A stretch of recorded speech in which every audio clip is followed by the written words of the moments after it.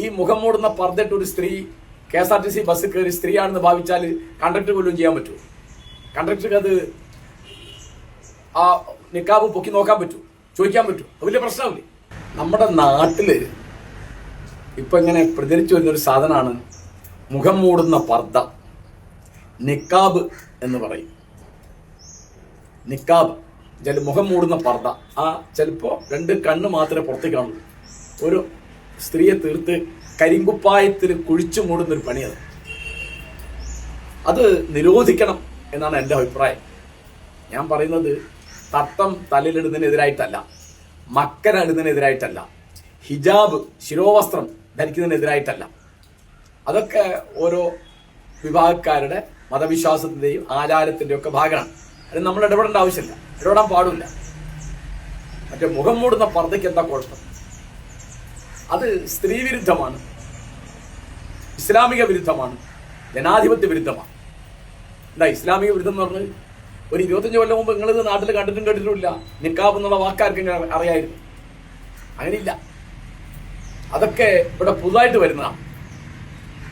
അപ്പോ നിങ്ങൾ ചോദിക്കും, ഒരാൾക്ക് അയാൾക്ക് ഇഷ്ടമാണെങ്കിൽ അങ്ങനെ ചെയ്തൂടെ? അതൊരു വ്യക്തി സ്വാതന്ത്ര്യത്തിന്റെ കാര്യമല്ലേ? അല്ല, അതൊരു നിയമപ്രശ്നമാണ്. എന്താ കാരണം വെച്ചാല്, എൻ്റെ അടുത്ത് ഒരാള് തീവണ്ടിയിൽ വന്നിരിക്കുന്നു, അല്ലെ ബസ്സിൽ വന്നിരിക്കുന്നു, അല്ലെ എൻ്റെ വീട്ടിലേക്ക് ഒരാൾ വരുന്നു, അല്ലെ ഞാൻ റോഡിൽ ഒരാളെ കാണുന്നു. ആ ആൾ ആരാന്നറിയാൻ എനിക്ക് അവകാശമുണ്ട്. ഒരാള് ഈ മുഖം മൂടുന്ന പർദ്ദയിട്ട് വന്ന ഒരു പോക്കറ്റടിക്കാരനോ കള്ളനോ കൊലപാതകയോ കൊള്ളക്കാരനോ ആണെങ്കിലോ? ഇപ്പൊ ആലോചിച്ച് നോക്കൂ, ഈ മുഖം മൂടുന്ന പർദ്ദയിട്ട് ഒരു സ്ത്രീ KSRTC ബസ് കയറി സ്ത്രീയാണെന്ന് ഭാവിച്ചാൽ കണ്ടക്ടർ പോലും ചെയ്യാൻ പറ്റുമോ? കണ്ടക്ടർക്ക് അത് ആ നിക്കാബ് പൊക്കി നോക്കാൻ പറ്റുമോ? ചോദിക്കാൻ പറ്റുമോ? വലിയ പ്രശ്നമില്ലേ? ഇത് നിയമപ്രശ്നമാണിത്. നിങ്ങളൊരു ബാങ്ക് മാനേജറാണ്, ഇങ്ങനെ ഒരാൾ വന്നാൽ ബാങ്ക് അക്കൗണ്ട് കൊടുക്കാൻ പറ്റുമോ? അപ്പൊ ഈ പെൺകുട്ടി പഠിച്ചു, ഡോക്ടറായി, ആ ഡോക്ടറെ അടുത്ത് നിങ്ങൾ പോവോ? അല്ല അവൾ പഠിച്ച എഞ്ചിനീയറായി, ആ എഞ്ചിനീയർ അടുത്ത് നിങ്ങൾ പോവോ? അല്ലെങ്കിൽ അവൾ പഠിച്ചിട്ട് ഒരു ടീച്ചറായി, അവൾക്ക് ക്ലാസ് എടുക്കാൻ പറ്റുമോ? ഇങ്ങനെ അപ്പൊ നിങ്ങൾക്ക് ഇങ്ങനെ ഒരു ക്ലാസ് പോകാൻ പറ്റും? ഈ വന്നത് ആരാണ്? തന്റെ ക്ലാസ്സിൽ ഇരിക്കുന്ന ആളാണോ അല്ലേന്ന് അധ്യാപകൻ അറിയണ്ടേ? ഇത് ഒരാളുടെ വ്യക്തിത്വം മുഴുവൻ നശിപ്പിക്കുന്ന ഒരു സാധനം. അത് ഇതൊരു വ്യക്തിപരമായ നിലപാടൊന്നുമല്ല.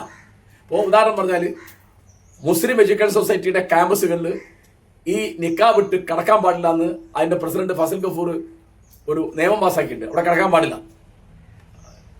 പിന്നെ ആലോചിച്ച് നോക്കൂ, എങ്ങനെയാ ഇതിട്ട് പോയിട്ട് ഒരു ഹോട്ടലിൽ നിന്ന് ചായ കുടിക്കുക, എങ്ങനെ ഊണ് കഴിക്കുക, എങ്ങനെ ഒരു കൂട്ടുകാരനോടോ കൂട്ടുകാരോടോ വർത്താനം പറയാ, അല്ലെ ഇവരുടെ കൂടെ പഠിച്ച ഒരാൾ എങ്ങനെ ഇവരെ കണ്ടാൽ തിരിച്ചറിയാം? എന്താ സംഗതി? അപ്പോൾ ഇവർക്ക് സാമൂഹ്യ ജീവിതം നിരോധിക്കുന്ന ഒരു സംഗതി അത്. സ്ത്രീക്ക് സാമൂഹ്യ ജീവിതം വേണ്ട. എത്ര കുറച്ച് ആളുടെ മുഖത്തെ ഈ മുഖം മൂടിയുള്ളൂ. അപ്പോ ഒന്നും വേണ്ട, ഈ സ്ത്രീയെ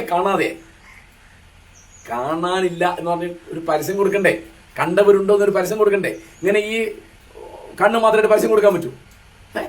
അങ്ങനെ കൊടുത്താൽ ആരുടെ ഫോട്ടോ തിരിച്ചറിയാം? ഐശ്വര്യ റോയിനെ തിരിച്ചറിയാൻ മതി, ഇന്ത്യയിൽ വേറെ ആരും തിരിച്ചറിയില്ല.